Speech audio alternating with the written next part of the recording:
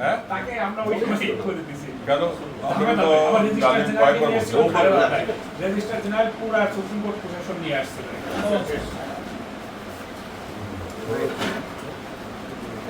registration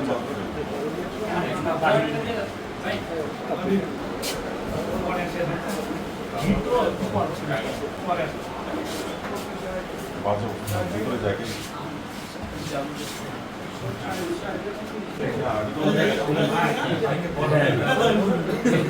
বড় করে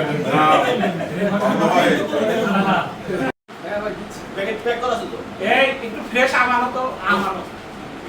খুবই মিষ্টি না ভাই হ্যাঁ এটা আমাদের আচ্ছা এটা হলো মেয়েটার না পরীক্ষা তো সাইডে ওর বয়স কত 15 থেকে 16 বছর এই সময়টাও কিন্তু একটা জানেন তো আপনি আর ওর থাইরয়েডের কোনো ইয়ে আছে কিনা একটু চেক করে এটা